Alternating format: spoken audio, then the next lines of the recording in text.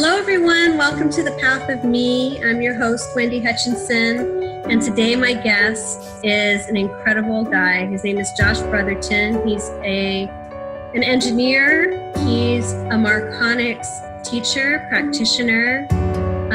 Is taking Marconics all over the world now. Japan is his next trip. I'm pretty excited to hear about that. But I want to welcome you, Josh. Thank you so much for agreeing to be here tonight. Of course. It's nice to see you, Wendy. You too. You too. So it's good to see your face, and I'm very honored to be your guest today. Thank you for agreeing to come on. I wanted to kind of go back a few years. I know you've been an engineer for quite some time. Yeah. By trade. What kind of engineer are you? I went to school for chemical engineering, but for the last 20 years, I've been doing automation engineering. So kind of putting computers into manufacturing processes. Awesome. Yep. So, cool. So you've been doing this for a long time.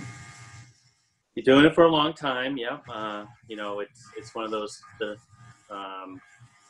story starts a while ago. I was a very empathic kid. I grew up, feeling everything, a little bit too wide probably, because the first through grade school, I pretty much cried in class every day, and I didn't know. Oh, that's so hard. You felt everyone's emotions, and you probably didn't even realize it. That must have been so hard. Yep, yeah, and then I clearly remember, I don't know exactly what age I was, but it was probably 4th or 5th grade. I remember yelling to the sky, saying, "Make it stop," from there, I kind of took the more logical route. It was almost like, you want to kind of shut it down, that part down, and just go in a different direction to survive, probably. Yeah. And did you come from a family that was sympathetic to that, or were they just didn't have an awareness of it at all, like what that was? A very independent family, so, I know I chose I chose the family I did, but yeah, we all have. Yeah. My mom was more of kind of a hippie vibe, kind of nice and mellow, very caring and nurturing. My dad was kind of the provider role and pretty strict, and so one was at winter solstice, and one was born on the summer solstice.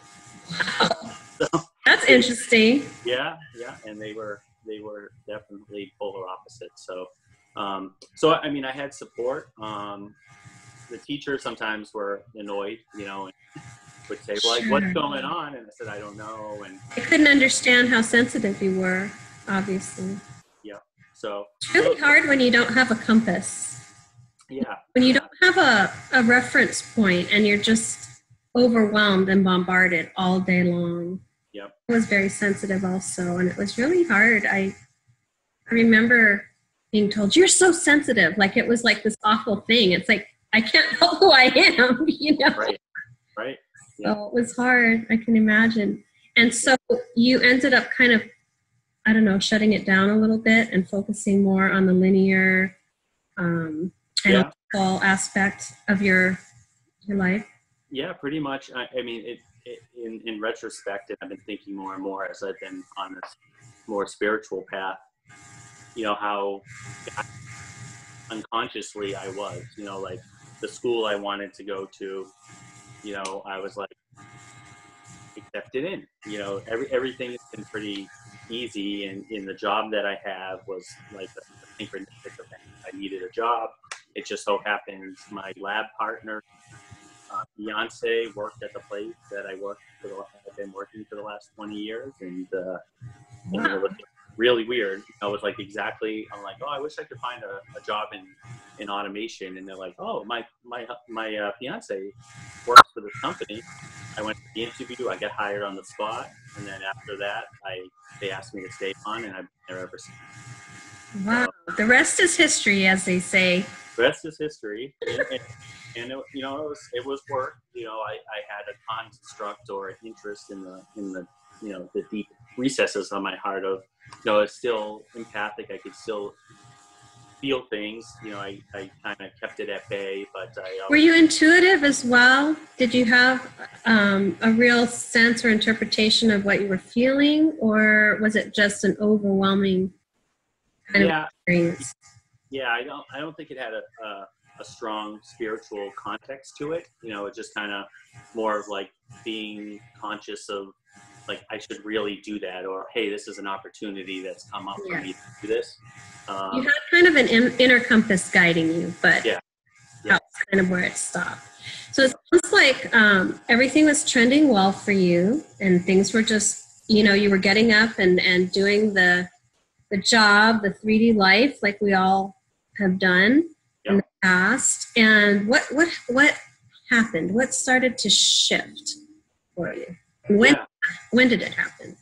Well, I'd say the first part of the story is kind of like I had to travel in and out of Boston on a train for 8 months for a job, like a project that I was on at a customer site. So I started reading. And then a coworker of mine that was pretty spiritual said, hey, if you're looking for something to read, I think it was Carlos Castaneda, which is kind of a little bit more of a, I don't know if you heard of it, but it's like more of like his apprenticeship, almost like with shaman, And she read it and she's like, oh, this you might be interesting. And I was like, okay, I'll read it. And it's, almost like a novel. And I was like, oh, that's pretty cool. And but it didn't super resonate with me.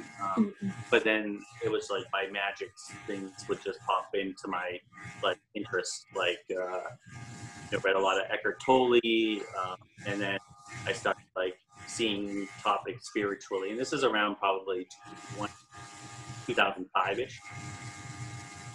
I'd be That's like, a while ago. Yeah.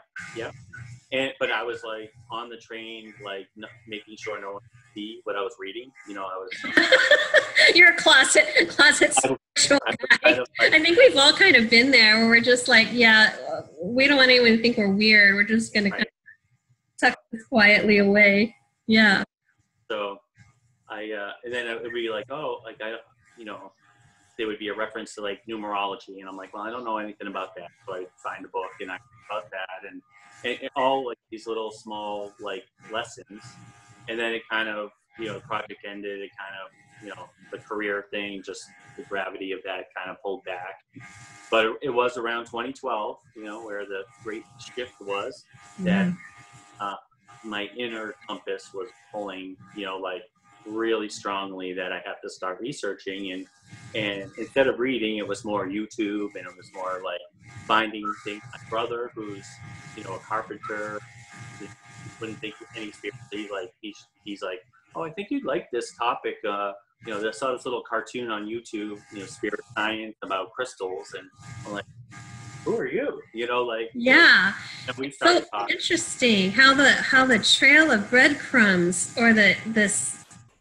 It's almost like there's just this path laid out, and you just keep taking that next step, and then it leads to the next step, and it leads to the next step, and your mind just starts to, we start with kind of a closed mind, right, or just not awareness of any of it, and then it slowly just expands till you're like, whoa, there's this whole other way of thinking out there that I wasn't even aware of, right? But it keeps building. And I think if you're anything like me, I'd go to the bookstore and these books would just literally jump out at me. One time I was at Barnes & Noble, and this book, I was standing in front of the spiritual section. I was looking like, I wonder what I should read. And this book like slammed on the ground. I was like, what? Yeah. Nobody's there. Nobody behind the aisle behind me or in my aisle. And this book like literally like flew off the shelf and like slammed next to me on the ground. I'm sure it was kind of like that for you. Yeah. Little by little, these things, and like channeled messages. Some resonated, some didn't, but it was like what I needed without me really trying, and so I started to build it was kind of funny because I can remember just like, why am I, like, is this going to lead to something? But I didn't have any context of where it was going. Yeah. I just was kind of following the inner compass, like you said. And then probably right around it was 2014 is kind of where all of a sudden, it really started to, put the booster pack on kind of stuff. You're starting to blast off. They're like, we need to accelerate this. We need them to come online real quick. You're going too slow is probably what my team was saying up there, Right. Right. A lot of it was around fear, like it was like, how do I separate these two worlds? What do I do? Like, I don't have any direction at all. But I just remember I was in my office and it was a very stressful day. It must have been late summer, early fall. And I was like, I got to go on a vacation. Like, what year was this? 2014-ish, I think. Yeah. October, it was probably like August or September 2014. And I remember going, all right, I need to go on vacation. I got to take a few days off. I'm burnt out. And I said, I don't know where I'm going to go. And then it was not like I really blacked out, but I wasn't super conscious. And then I kind of came back when I looked at my computer screen. It was like, your flight is confirmed. And I was like, what? So where am I going? Kind of. I booked a flight to Phoenix to go to Sedona. So, I was like, I remember the same friend that started me with some reading. She was from Arizona. And we were, chatting over, instant messenger at work and such over the years. He was like, you really should go there someday. It's magical. Whenever you're ready, you should go. And I went in there somewhere. And so off I went, and I said, okay, I'm not going with anyone. I was debating if I have, go in and for me to, at that time, travel alone was, outside of your comfort zone, outside of the norm. Out of character, but I was like, no, I felt strongly I had to go by myself, and I did a very loose itinerary of stuff, like what to do kind of stuff. But I was like, how long did you go for? Was it a week or? I think it was 5 days. Yeah, I think it was like I left Monday and came back Friday. I really honor you, Josh, for always following that inner compass and honoring that, because I know so many people who they have those same nudges and they do the exact opposite for some reason their whole life. I don't get it, but I just really want to honor you for listening to your heart and following the prompts, It was tough. Like, that's my first reaction is like, what the heck am I doing? And how many times did I almost cancel it? Because I'm like, that's a lot of gravity to that fear, that the voice, the ego voice or the negative head, especially, you're a sensitive person, you pick up, you don't like conflict, you don't like this kind of stuff. You're your own worst, bully. And true for so many people. So many people cannot silence that inner critic. Yep. And it was just the one that says, just take one step, just go on the plane, get off the plane, and just do smaller steps. And really what I did, I got off the plane, I got to Sedona, I checked into the hotel, it was late at night, and said, okay, I'm here, show me what I need to do. What is my path?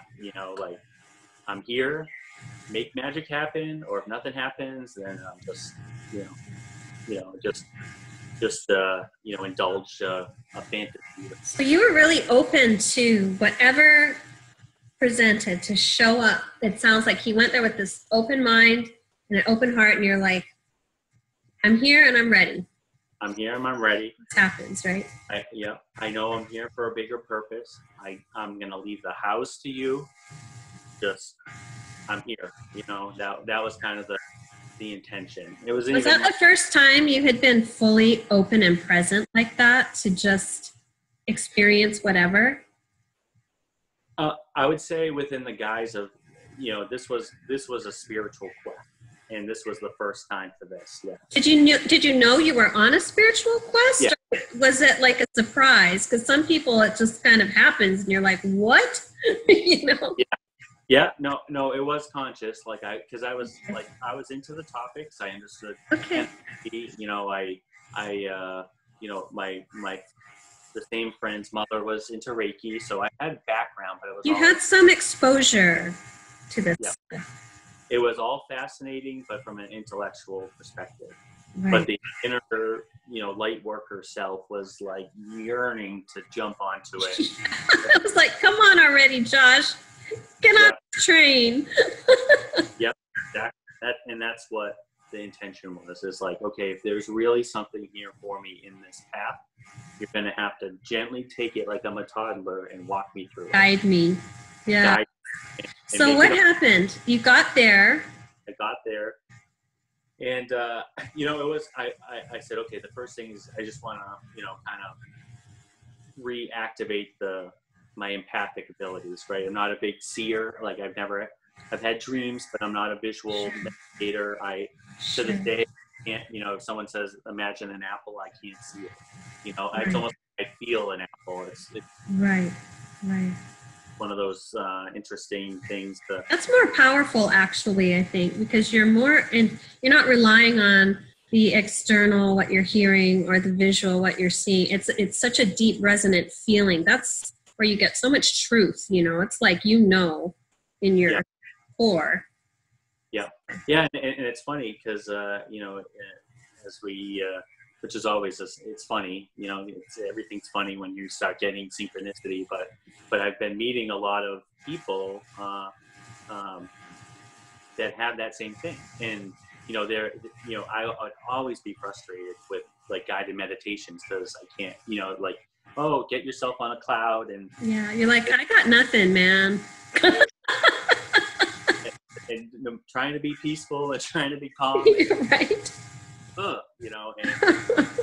like spiritual, I can't do that. Right. That's the logical side said, here's what people do to do it. Right. We have such I think a lot of people have such a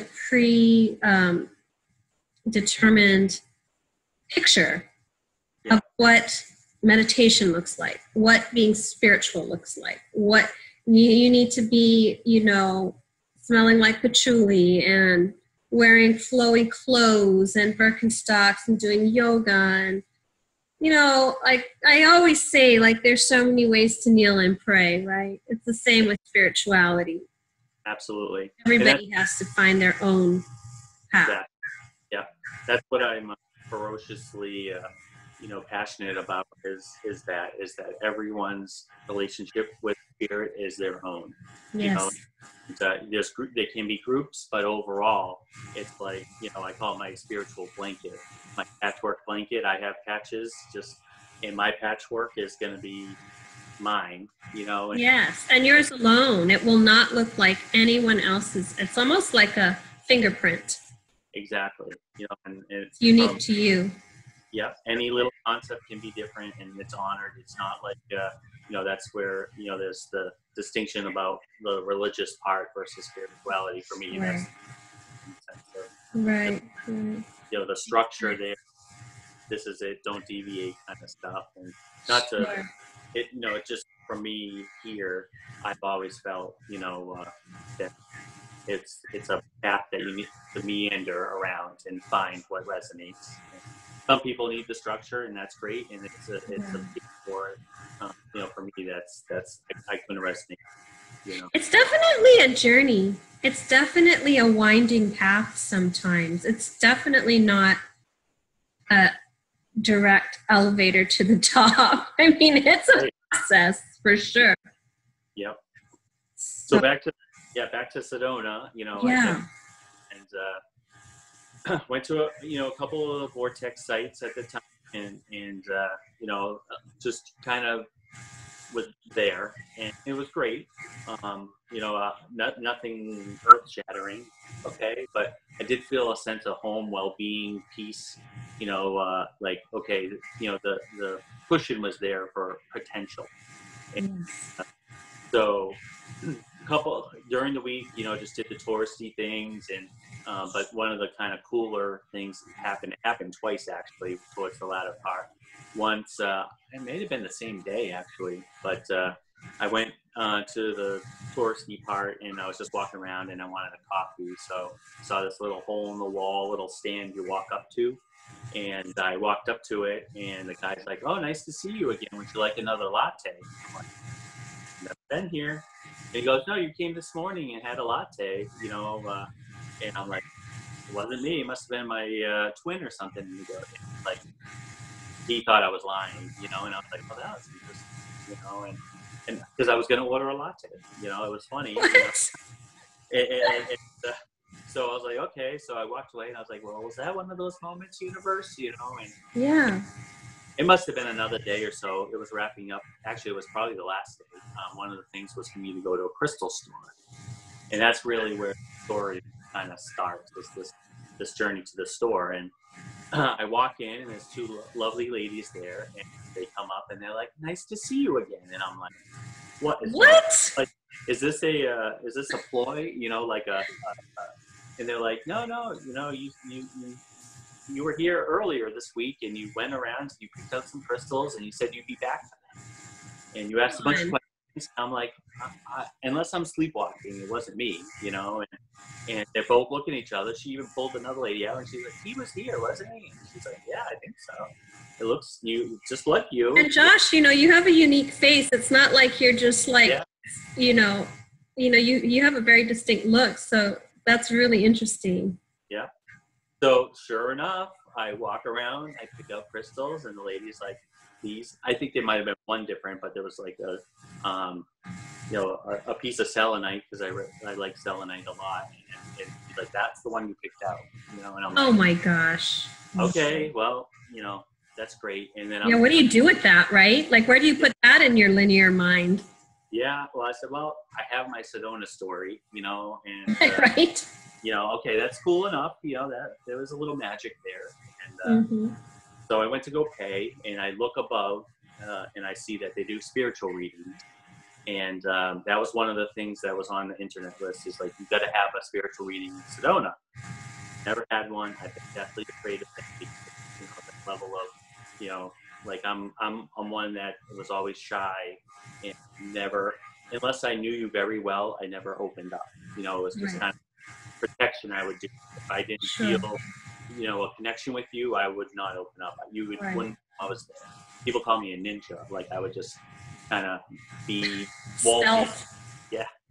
And so I'm paying, and out of my mouth again. I now I have the context. I know my higher self stepped in or pushed Josh aside and was like, "I see you do spiritual readings.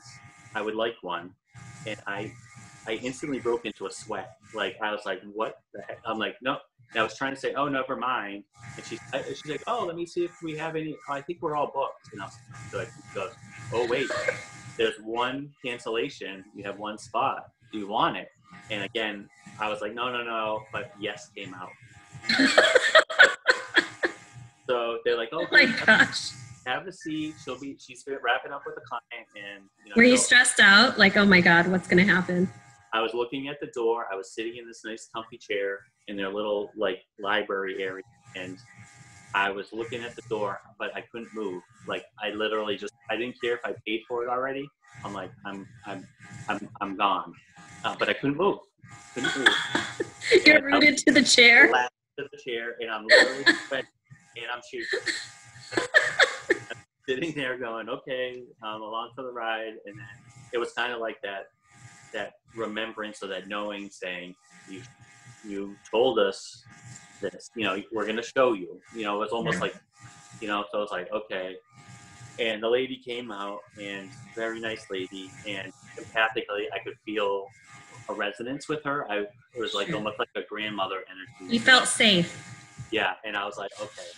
this is a good one. You know, like this is handpicked for me. Mm-hmm. You know, for that. So we go into this tiny little room, and she's like, you know, she works a lot with angelics. That's her thing. And I was like, okay. I said, just letting you know, I'm very nervous, and this is my first time ever. And she's like, you're in good hands. You know, your team's gonna, you know, communicate, and we'll see what we get, and we're gonna do oracle cards. Was she a medium or psychic, both, or? I think, I don't know what she would classify herself. I think it was more the, you know, like a intuitive, yeah, kind of thing. So she definitely has, you know, the ability to see and to connect with people, guides through her guides, you know. Gotcha. Okay. And so she touched my hands, and we said a nice little, like, you know, this is for the greatest good, and I liked that. I was like, that calmed me down a little bit more. And then she just says, "Oh, you're a healer, huh?" And I said, "No." She goes, "No. You know, like you have healing hands. You know." She's like, "You know, do they feel hot right now?" And I'm like, "Yeah." I was like, "But I'm nervous." And she goes, "No, it's not nerves." And she's like, "You have a lot of presence around you on this with you right now." And basically she said, you know, so I told her the story, you know, I mean, why I was there, you know, and I told her I was an engineer, and she was like, "You're kidding." You know, like she was blown away. She's like, "I wouldn't have, from an energetic perspective, I would have never guessed that," you know. So slowly we kind of, you know, went through the cards, and it was like one after another was just, the message was exactly the same: healing, and, you know, trust your inner guidance, and all these things. Like, I took a picture of it, and it's like, you know, to this day, I look at it and I'm going, holy crap, you know, if I only knew back then. But, it was your whole story right there. Yeah. Yeah. And packed for you right there. Yep. And we went through the whole thing. And then she basically said at the very end, she just kind of like stared at me for a few seconds, and she goes,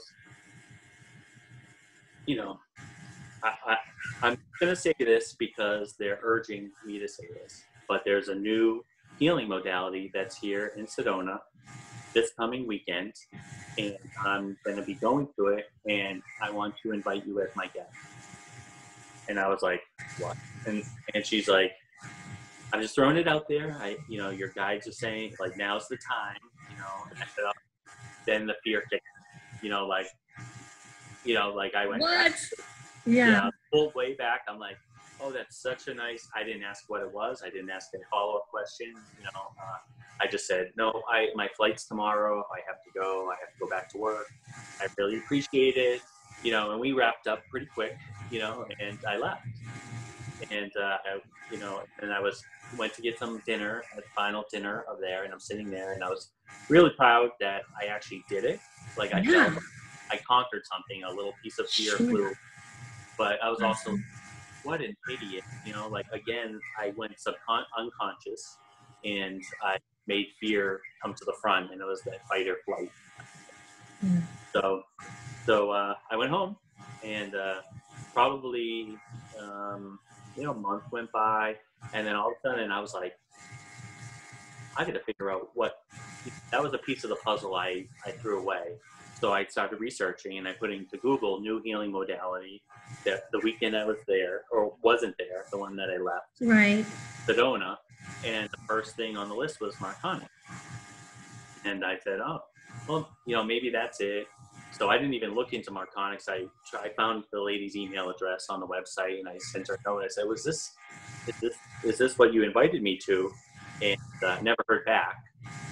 So I said, okay, well, I'll research it, and if it's meant to be, I'll go back to Sedona the next time we have a class.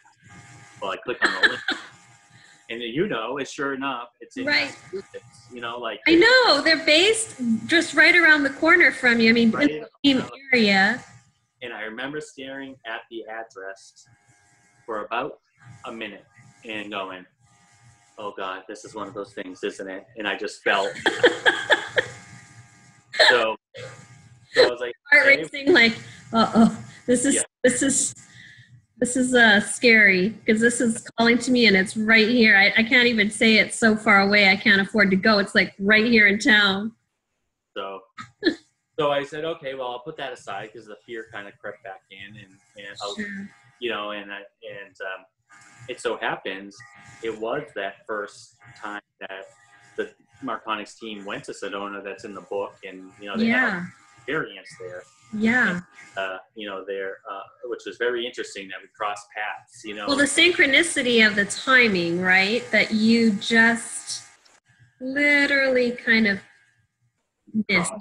Yeah. You were, and you're such an integral part of the Marconics. So for people who don't know, Josh is an integral part of the core team, the core teaching team of the Marconics modality that we're both practitioners of. And so to come to that place from where you are, where you're talking about is so powerful in a very short period of time, it sounds like. Yeah. So, yeah, a couple months went by. I kind of forgot about it, you know, that gravity of 3D, you know, kind of like, you know, work bills, fun, whatever. Sure. And I went and got a massage, and I've been going to the same person for a long time, and they intermixed Reiki in with it, although I never really felt it much. I still wanted to, you know, get that reading from someone, like how was my field, how, you know, and Right, sure. that kind of stuff. And it was like, oh, your field was so big, I brought it in, and in my head I was like, what happened to this supposed to be out? You know, like I was thinking, right? Isn't that the opposite of what yeah. what we're supposed to be experiencing? Expansion versus contraction. Yep. And so I was like, okay. But she handed me a magazine, you know, the local spiritual magazine. And I really never read them, but I would always take one, and I brought it home, and I brought it into the house, and I threw it on the counter. It opened up, and whose picture was there was Allison's, David Bird, the founder, and it said Marconics, and it had an article, and it showed that there was going to be an expo in a couple months, you know, or a month, and she was going to talk.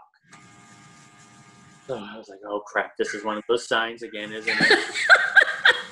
It's kind of like, you know, you gotta go, but Yeah. you're kind of resisting it too. You're like, oh God, where is this taking me? I don't even know where I'm going to end up here, but you have to keep taking that leap of faith and that next step and that next step. Yep. You're by yourself. Did you have anybody going with you or walking with you on this journey? So it's a solo journey, which makes it even harder. Yeah. And yeah. So I debated until the day before the expo if I was actually going to go, and I said, okay, I'm going to go. I'm just going to go. I'll wear my trench coat and my hat, and I'll just sneak in, and I'll get there. You know? Right. God forbid anyone, you know, from my engineering circles or customers were there. I'd be like, you know, that was what was running through my head at the time. Sure. How do I explain this? Yeah, and so I went, and it was amazing. You know, like it was I would say it was interesting. I was overwhelmed a little bit, just, you know, the topics, and you know, it's an advanced modality. You know, so there's a lot of context I didn't have when I listened. But I was going in there for feeling, and I'm like, oh, this is very interesting, and obviously I was led to it. So my plan was to go from there, sneak into the expo, and maybe see what was going on, because they said they were going to do sample sessions, and I never thought I would be able to get to the table, which I did. But I was watching from afar, like for about an hour, like literally. Wow. I thought I was well hidden, and I was just watching what was going on and trying to listen from afar. For an hour, that's a long time. Yeah. I would fake like I was walking past it very slowly, but I was listening, but I didn't want to engage. I wanted to be invisible, you know. And you know, it was Lisa Wilson, who's one of the co-founders. All of a sudden, she approaches me and she goes, "I've been watching us for the last hour. Why don't you come and have a session and talk a little bit about it?" You know, and I was like, okay. And I left. I literally felt like I was busted, and I left. You were out. The driveway. Yeah, I was like, oh my gosh, Josh. And so you know, this journey has been all about, you know, kind of conquering that fear. You know, like there was a part of me that was like so honored to be even noticed to want to go and do it. Right. But the part was just too much gravity for me to it was comfortable, feeling that. Yeah. So I left, and then I get home. I can't believe you left. Oh my gosh.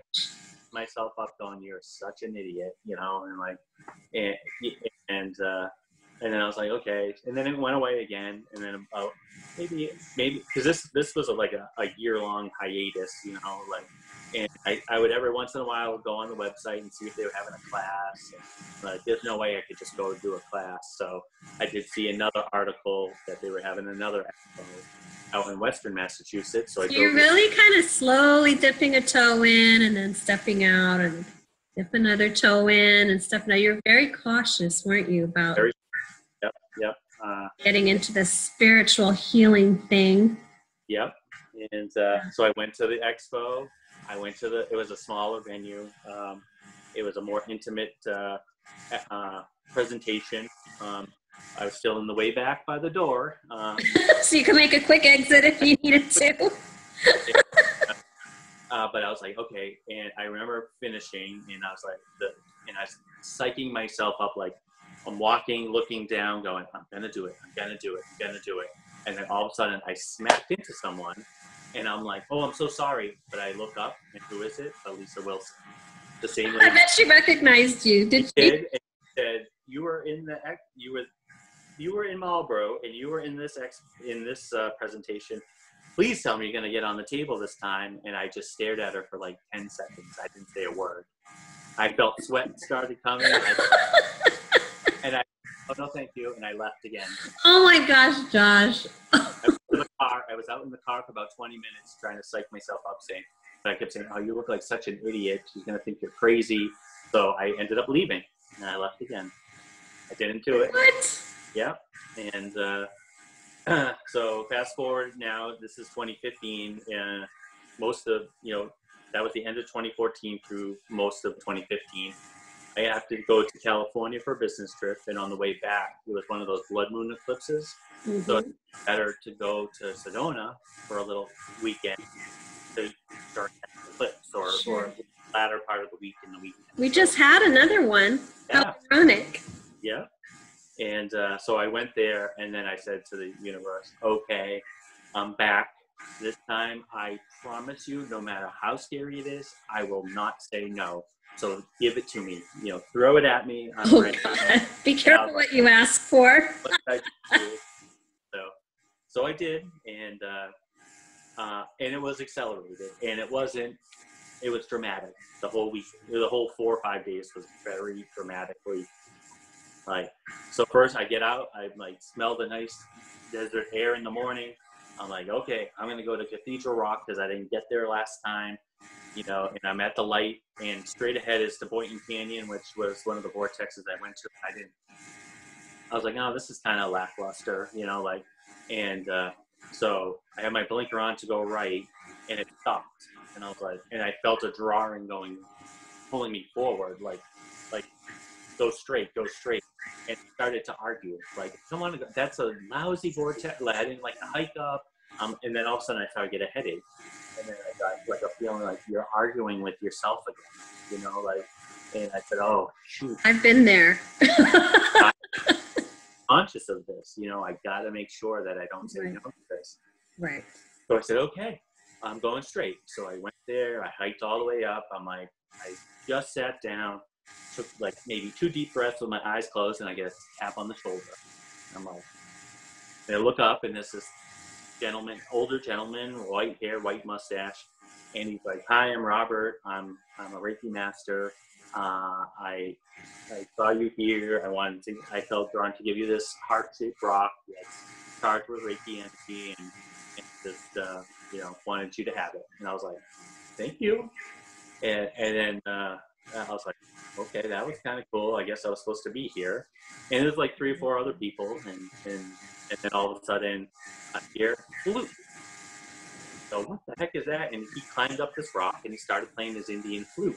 And I'm like, wow, that's an amazing thing. I would have totally missed that if I went to the right. Right. So I got closer, and I was listening there, and then I felt like it wasn't a voice, but it was almost like a command, like, you got to go up and talk to him. That's what I felt like I was. And I'm like, I'm not going. And I just said, I'm not. And then I try to get a headache with it. And I'm like, oh, yeah, okay. All right, I'll try. It's just like the reminder, right? Like, oh, wait a minute. I promised to say yes. Yeah, I don't get headaches. So it was like clear. And so I started up my way, got kind of scared. And he looked down and he said, I'll help you up. And I got up there. Was anybody up there with him, or you just? Nope, just me and him. There was like 2 other people that were down below, but that was it. And we talked, and he kind of explained what Reiki was, and I said, "Oh, I'm familiar. I'm not a healer." And and then he's like, so he played some songs, and then at the end, he's like, "I feel compelled to invite you to my next Reiki share I'm having on Wednesday." And I looked at him, I was like, but I don't know it. And he goes, that doesn't matter. You're a healer. Just be my guest. And I'm like. So he kind of recognized something in you too, even though you hadn't had formal training or anything like that, obviously. So I went. Cool. And, that's unusual. Yeah. And I got down, which was scarier going down than up in this little rock bed formation. And we left, and I was like, okay, that was pretty cool. And the rest of the couple days that I was there, I was like eyeing the clock, going, oh God, I don't want to go. 6 o'clock. He gave you a couple days to like talk yourself out of it, right? Yeah. And so I picked going to Cathedral Rock that day. I was exhausted when I finished, and I'm lying in the hotel, and it's like 3 o'clock, and I'm like, I'm too tired to go. And I kind of like almost fell asleep, and then I got a splitting headache. Oh God! And I was like, "Oh, the sign! You're getting the sign." Gotta go. So I get dressed, and I was like, okay, and I pull in. I'm like, I didn't know if I was in the right place. There was no other cars, so I was like, well, I'll walk up, and if no one's there, I'm out of here. I cried. Right. And so I go. I love how you always have like an exit plan. Like, I'm gonna bail. I'm gonna stay in the bag and run. I'm out of here. Yeah. And so I went up to the door. It was locked. So I'm like, yes, okay, I'm out of here. Perfect. And I just turned around, and there he is. And he's like, I wasn't sure if you were gonna show up. I'm so glad you did. Let me unlock the door. Come on in. And I'm like, oh no. Okay. I gotta go in. I can't say no. So I went in, and he, showed me around the place, a beautiful little place. And he's like, just sit in. There's a nice like circle for meditation chairs. And he's like, take a seat and just be, and other people will come and we'll go from there. And he's like, just follow your instincts. That's basically what he said. I'm like, okay. So sure enough, people started coming in and everything, everyone just was quiet. And then all of a sudden I felt like the room was hazy. I could see almost like, and I felt like tingles all over, and I'm like, what is going on? And it's just people meditating, like just, expanding their fields or whatever was going on at the time. And I was like, oh, this is kind of cool. I was kind of being still, trying to stay in the chair, not run out the door. But then we moved to the tables, and with a group of 4, and I remember standing there, and there was like just there was like 4 or 5, and I was with this couple and another lady, and I was just following what they were doing. I put my hands out, and I didn't know what was going on, nothing at first. And then my hands started getting really hot. And then all of a sudden, I felt something under my hand. And it almost felt like a marshmallow, and I'm like, what? Like I could literally push it in, feel the resistance, and push like out. Resistance, right? Yeah, and I'm like, what? Between your hands and the person you were. Yeah, standing over, and I was like, what is going on? And I could trace exactly where it was. As I put my hands up, the lady started to move. She started to move on the table, and I was like, just like kind of a little bit. And her husband, who was like really close to her head, kind of looked at me, and I'm just like, I don't know.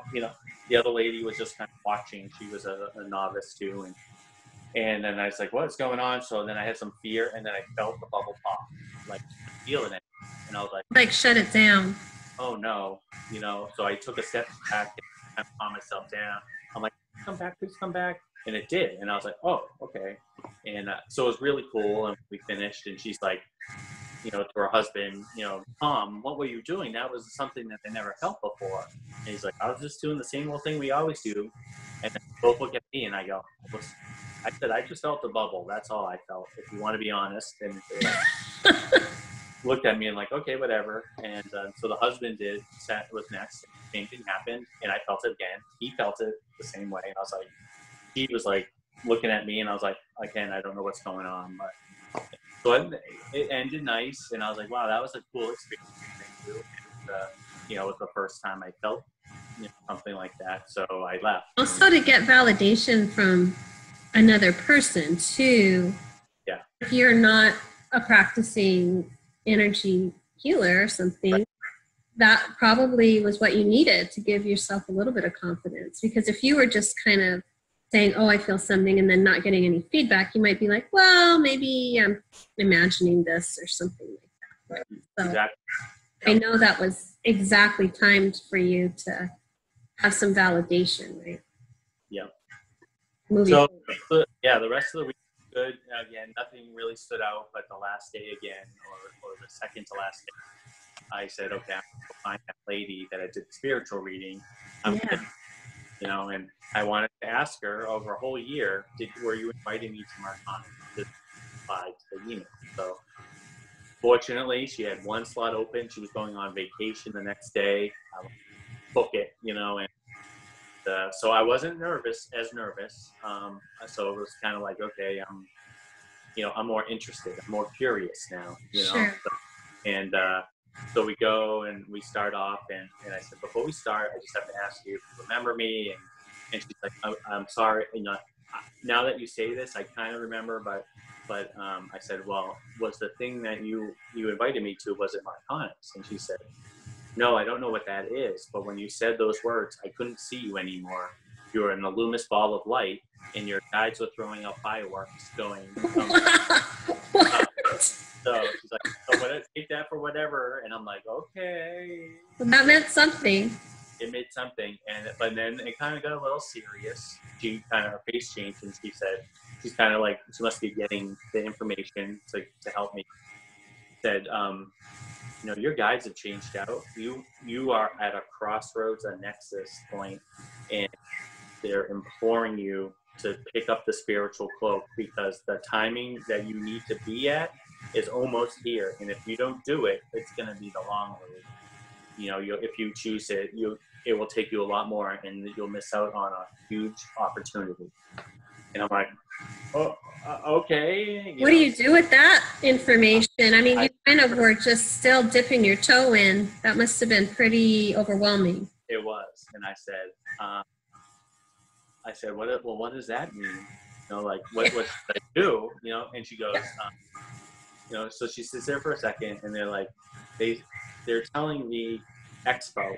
I'm like, so she's like, is there an expo? And I said, yeah, there's the same one I went to in Marlborough, which is 10,000 people over the weekend. It's huge. I said, it's coming up in a couple months. And she goes, there you go. I'm like, what? She's like, you need to get a table at that expo. And I'm like, doing what? And she goes, it doesn't matter. They said, it's just the act of faith. You would accept that level of bravery. And I'm like, oh my God, Josh. Yeah, I was like, you realize that's like kindergarten to college, and you know, like, and I said, and you weren't even trained in anything, right? So it's kind of like, you're like, I'm going to get a table and just sit there. Like, what? Well, what she said was, go out to the thing and find, we have oracle cards, we have a bunch of things. She says, just walk around until something speaks out to you. And I'm like, what? Give readings? Like any of this stuff. And she goes, well, you know, that's just a suggestion. What do you think? Can you put yourself in a scenario that you could be at that expo? So I was like, oh, no. You know, like, they're already all pulled out, you know, first of all, because it's the biggest one. Very expensive. You know, like, what am I going to do? You know, like, I was afraid to even go to a presentation, never mind be there with a plaque saying, here I am. Right. But it came to me, and it said, well, Marconics was there. if I was a Marconics practitioner, maybe they would ask me to go and help them. And she stood there, she's like, that's it. I'm like, what's it? I'm like, I'm not a practitioner, you know? So she goes, well, are there classes? And I said, yeah. And I said, I don't know if there's one before then. She goes, well, what? You know, that's basically what they're saying is, this thing, you got to figure it out, and you got to make this choice. I'm not making it for you. It was like tough love, you know? And like, they were saying, we understand you need to have your little, come on, little Josh, come on. But this is like, nope, you're out of the nest. You got to make this, you know, they like threw you out, and they're like, you're going to fly right now. Another level of commitment that has to be order of magnitude bigger than a gesture. It must have been huge for you, Josh, with all the fear that you had and the resistance and the like, especially coming from a very linear kind of mindset to what was being asked of you was pretty huge. Huge. So I was like, okay, you know, and she's like, she gave me her personal number and she said, I want to be on your journey. I'm so excited. Or what if you take these things, you're going to have a wild ride and I want to be part of it. Wow. That's so cool. All right, I'll keep in touch, you know, let you know what's going on. I said, I don't know if there's a class. So that was the thing. I'm driving back to the hotel and I'm like, okay, there's no class. I'm off the hook, you know, like. That's what you're hoping for, right? Please don't be a class. Please don't be a class. That's not, okay, if there's a class, okay. No extra. And so I know, I'm like, but I'm smiling because I know there's going to be a class. Of course. It was a class 2 weeks to the day from that day. And I looked at it I literally was sitting in the chair looking at the screen for about 45 minutes. You couldn't pull the trigger. You couldn't click, submit, and, roll. Yeah. I started getting hungry. I'm like, okay, got to figure this out. So I went click, signed up for it, signed up for a recalibration, which I didn't even know what it was, and clicked it. And I got the confirmation and it was like, stood there for another 5 minutes going, I can't believe I just did that. Can I get a refund? Nope, no refund. Okay. All right. It was a one-way ticket. One-way ticket. So I did, you know, and I left. I went, you know, went home and it was like the same thing. It's like, I don't have to go. You know, I was trying to convince myself, but there was another part of me that was awakened to a point where it was like, no, you're going. And it was almost eating up the other voice, you know, like, and I'm kind of like have the space to recognize that too. So I'm like, that was a weird kind of, you know. Yeah, when you have this internal dialogue. Yeah. You're kind of like thinking something similar happened to me, not to that degree, but it was like, who am I talking to? Because I was saying, no, I'm not doing this. I was like flat out refusing. And then there was this other voice like, yes, you don't have a choice. You have to do it. And then I'd be like, no, I'm not doing it. And it was this internal dialogue. And then I'm like, who the hell am I talking to? Like, am I crazy? Like, what is happening? You know, I was just like, what the hell is happening to me? I'm losing it. You know? So I can totally relate. So you go. So I went. Again, it was a Friday night, Saturday, Sunday, and so Friday night was the lecture piece, and I kind of was like, okay, I get there. It was stressful because it was outside of Boston. So I was already frazzled, like if I was going to be late, and like, oh my God, like, you know, I wanted to get there early, but I'm like, is this a sign? I should take down, you know, like. Right. All in my head, and I had fear, huge fear.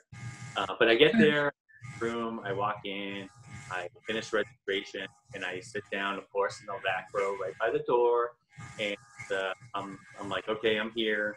I couldn't move, and this lovely lady, she's still my friend, she's a Marconics practitioner, you know, Marianne, sat next to me. She reached over, grabbed my hand, said, it's going to be all right, darling. It's going to be. And I said, it's so sweet. I can just see her doing that. And I said, oh. And she goes, it's going to be all right. I'm Marianne, and I'm your friend. And I said, you know, and it changed everything, you know. It was like click. And so I was like, okay, I'm here. And again, once the class started, you know, the other teachers were raising the vibration in the room, and again, it felt just like when I was in that meditate or the share, Reiki share. Like I felt tingles all over, but way more than there. I felt like my skin was gonna like tingle off, and I'm like, this is amazing. Oh my What God. is this? Yeah. And then all of a sudden I hear someone bawling, and I'm like, what's going on? You know, and all of a sudden just like I'm like the fear went in. I'm like, what's going on? What did I miss? You know, like did I miss something? And then Allison was like, no, you know, there's a lot of release that happens in this energy. You know, we're throwing out the garbage and we're raising vibration. Processing and shedding a lot of things. Yeah. So I was like, okay, that kind of gave me the permission to kind of get back in the vibe, and the presentation was enlightening. Again, I didn't have some concepts, but I was like, that's okay. You know, I'll take notes and I'll research it later. Right. And then, but I was excited to get back on the table to see if I would find that bubble again. You know, sure. It's going to be the same. And so the next morning, I had my first part of my recalibration, which I was very nervous because even the beginning part, I've never had the Marconics session done to me. And I'm going to go there to be a practitioner. Like, I was like, what is going on here? And like, what am I doing? Yeah. That would have been my first real true exposure to having a session, was my recalibration while I'm in class. So huge. Huge. So I get out of the elevator 7 in the morning before class. Who's sitting on the floor but the lady that was crying? You know, and I was like, oh great, I'm in the room with the crying lady. Kind of joking. But I'm with the crier. The little you know, preview, that person is Nadine, who is currently, for the last 18 months, my teaching partner. Your partner. Oh my God. So it's really funny how the universe works, right? And puts, yeah. You know, we went through all the training, and so we went all through the training. We had no clue about each other. You know, we had completely separate types of, you know, living, but we come together for Marconic stuff, and he's one of my closest friends. Yeah. You guys travel all over. You take it. Travel. As teachers, you've been to Japan multiple times. And she's such a beautiful soul. She is, yeah. So it's kind of funny that happens, and again, it culminated. The weekend was great. I was all over it. I was like I felt, you know, natural doing it. I felt the bubble when I'm working on people. It was just amazing, and I'm like, this is blowing my mind here. And the last person I worked on, as I was working, something came over me, and literally it felt like someone turned a shower on. I sweat down, my whole body was wet, and everyone's looking at me and like, what's going on? I didn't know. I was dripping sweat off of It's just all this heat probably, right? Were you feeling a lot of heat?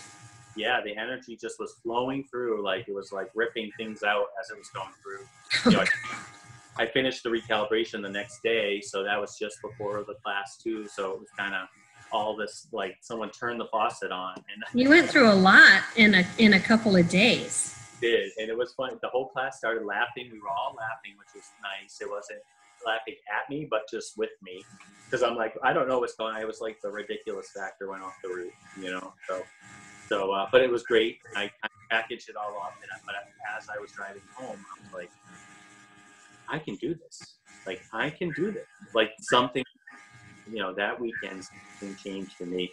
That fear voice was stomped or thrown in the closet and locked.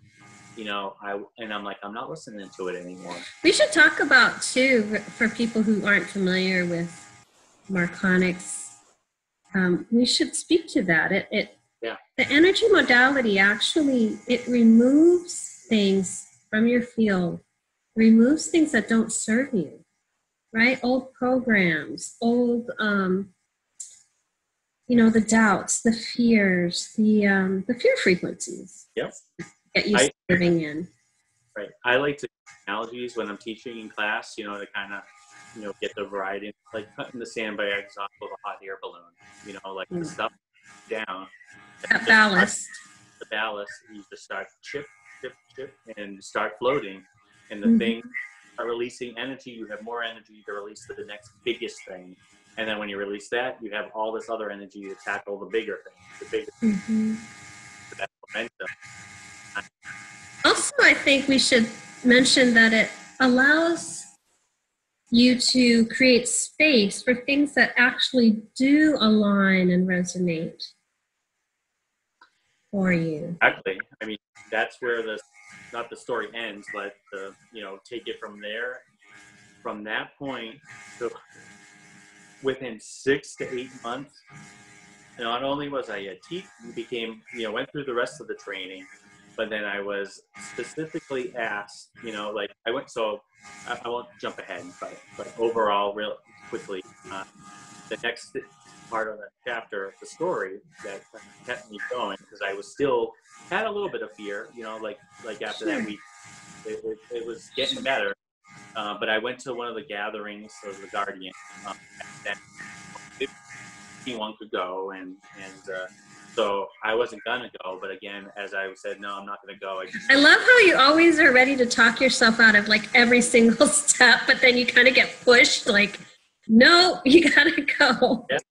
And then at that time, I had a splitting headache until I said, okay, I'm gonna go, and I went. Day one, there were a lot of topics that kind of blew my mind, and I was like, oh, I'm overwhelmed, Sure.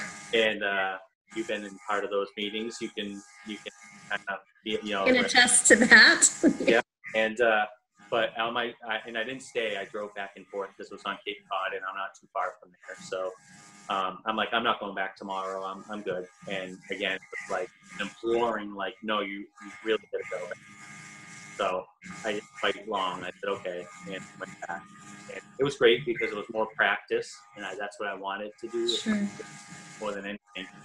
Because you do get on the tables in those events. Yeah. So, yeah. And I went to lunch, but I went by myself because no one from my class was there, and I didn't know anyone. So went to lunch, and as I was coming back from lunch, after the door, Allison and Lisa and the other 4 teachers were walking in, and Lisa looks at me and she goes, "We were talking about you at lunch." And I was, uh-oh, what about what? I don't like the sound of that. And she goes, "No, it's fine, but let's talk after." And I'm like, oh, great. Now I'm going to have to wait until 4 hours to talk. Find out what this is about. Are going to be awful, so, was I not supposed to show up, Yeah. The long and short of it was, after I waited until everyone left, and I said, okay, I'm ready to hear. I said, we're really contemplating doing a teacher's program, and we were trying to figure out what the criteria was for doing things. Like, you need to do this many recalibrations, And out of her mouth is, well, what about Josh? Everyone looked and said, what about Josh? Like, he doesn't even know how to do a recalibration. He goes, I don't know why I just said that, They basically said, well, we are really impressed on how you were in level 1 and hope you're going to go to level 2 and 3, 4. Maybe you'll consider it, and we want to just put that in.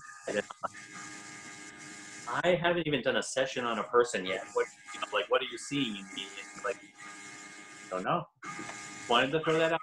I was like, and I said, okay, thank you. And I was like, walking away, and she goes, oh, by the way, we wanted to ask you if you would come to our booth at the expo and help us. And I stopped in my back, and I said, excuse me? And she goes, yeah, we're going to be at the Marlboro Expo, and it would be a good way for you to kind of practice with people and stuff. And I just put there, like, are you okay? And I'm like, no, I'm not okay. And I told them the story, and they go, well, isn't that something, so you're not going to say no, right? And I said, I'm not going to say no. So yeah, it was another breadcrumb, and then I went to the level 3, 4 training in Martha's Vineyard in the winter, and that was, awesome, to experience that and how to do the recalibration. Yeah. And, but they after at the expo, they asked if I would come volunteer for help at level 1, and I'm like, okay, so I was helping them with chairs, just kind of like an intern almost. After that, that's when Allison and Lisa approached me at that and said, remember we talked about the training program? we were wondering if you're considering. I'm like, I can't say no, but I still haven't had an experience where I feel like to be a teacher. And she said, well, get with it, basically. Like start getting clients and stuff. Yeah, or go get them. And I said, okay. And, well, if Lisa went to Japan last year, but she's not going back this year. So, if everything works out, maybe you'd be the one we send. They're like fast tracking you, man. They're just like, you go from level 1 to like go to Japan and teach. Yeah, I'm like, I'm like, what is going on here? This is insane. And literally, I was in Sedona in October. This was January. And then so I ended up signing up for the teacher's class, and that was in April. So in 6 months, I went straight up. Oh my gosh. Following those breadcrumbs and not saying no to fear. I mean, that's my story, right? And the rest is really history. I mean, it's huge. We became teacher of a group in 80, part of my group. And eventually 2 people stopped being teachers. So it was just Nadine and I. But once that happened, everything started to lift. We had a lot more entries into our classes. My fear of public speaking gone. Like I was like, all right, I'm in front of the class doing a presentation on crazy stuff. And it's not technical. It's not in my wheelhouse, but I'm talking about spiritual concepts that I only read about, and I'm the person everyone's. Now you're teaching. Yeah, and I'm like, okay, and I sure enough went to Japan, that first year. And, not only did I go, but Allison put me as head teacher. I was the teacher, the instructor in front of the class. Year 1. I'm the incredible. And I'm like, oh my God, that was a lot. But we had 83 students. 83 students. You and Nadine had 83 students by yourself? 80 didn't go. We went with 2 of the core member teachers. Oh, okay. At the time, Gina and someone else that But it was the most amazing experience ever. To be part of that and be just watch these people kind of take the same journey I did. There's a lot of fear there. There's a lot of restriction in that culture. So much so. Being it, people just releasing. Where they start to where they finish, it's kind of still that engineer mind to me needs that confirmation, like the real, 3D confirmation, seeing people's personalities or them release something that's so huge. And it was amazing. And came back even stronger, and Nadine and I, continued to teach. We were actually, out of the 12 teachers that were taught, we were the only 2 that actually became active. Everything else kind of fizzled or, had 1 or 2 classes, and then this didn't really resonate with it. So since then, that was in 2016 and all of 2017, and then that last year, Allison and Japan got it together, and that time, me and Nadine and one of the other teachers that was kind of, she never really had a class, but she was available, so we had about. Gosh, how have you reconciled this definitely accelerated spiritual path with your engineering mind and background? These are just like apples and oranges. Like, how have you dealt? It's difficult. I know the reason now that I went that route was because in my 3D job, not only am I an engineer, but I went to the management route. I have the business side of things. Like, I'm in charge of multi-million dollars worth of business for my company, and with logistics and a whole bunch of other stuff. And that's really needed to get you through the finding a venue and getting this stuff, getting, marketing materials and a website. Absolutely. So I'm like, okay, I reconciled that. And what I've been dealing with and continue to, it's been a balance, it kind of ebbs and flows, but it's really difficult to be in a spiritual pocket of high dimensional energy for a whole weekend teaching a class and then walking in on the weekend. And back to a really dense, low density environment. And it's been slams you down, right? Yeah. The re-entry is probably tough. It's very tough, and it's been getting tougher and tougher, you know, and I'm following the impulses now to kind of, you know, it's almost like it's the feeling of Christmas coming, but you don't know the date. You know, like I can feel that it's like down the timeline that it's coming. There's a shift. There's going to be a full commitment shift that's happening, but it's kind of like I don't know when. There's a swirling of potentials that are meant and exciting. It's terrifying in a good way, and you know, but it's me trying to rush it, but also getting resistance, saying no. It's brilliance of calculations and synchronicities that have to happen to get the best benevolent outcome. Leave that to us. Just be patient and follow. You know, like, and it's those signs. The whole hour worth of talking. Well, it hasn't steered you wrong so far. So I think you're very practiced in surrendering to the process, allowing. Yeah. I think people in general could benefit from that message, because I think there is this unlimited potential for each person out there. But we allow our fears and our, our negative self-talk to keep us from our greatest potential. Yeah. And you are a great example of someone who, despite just, resisting the entire way, really honored the process.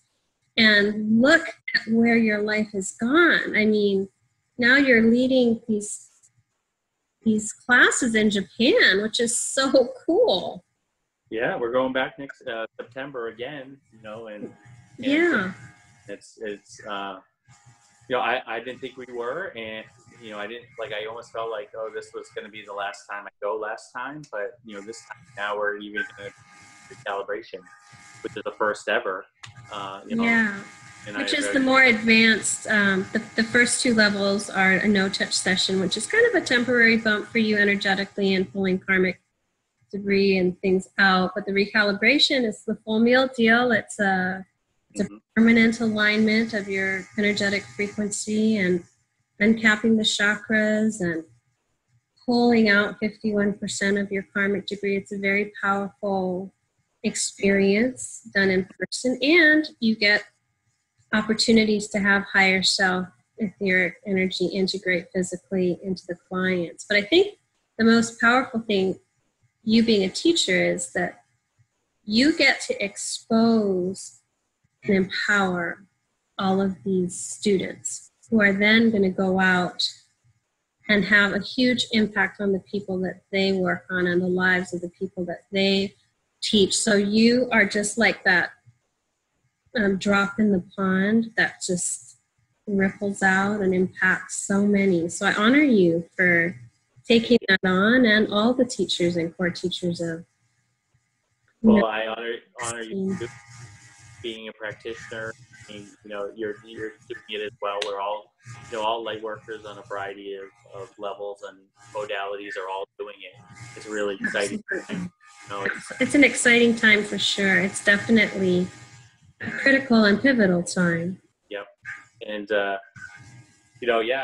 mean, there was those people, right? Like that spiritual reader and that guy with the heart-shaped rock. It's all perfectly timed in your path of awakening, and how beautiful that you actually honored your truth. You listened, even though you were internally fighting it tooth and nail, it sounds like. Yeah. Well, yeah. And I'm glad you did.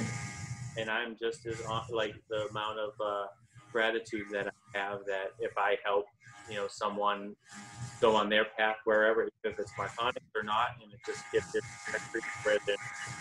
it accelerates your spiritual path. It does. If you stay with the Marconics modality or not, you will be accelerated if you are on a path, right, of ascension. It's all about attention from our conscious. It's not a healing modality like fix my shoulder.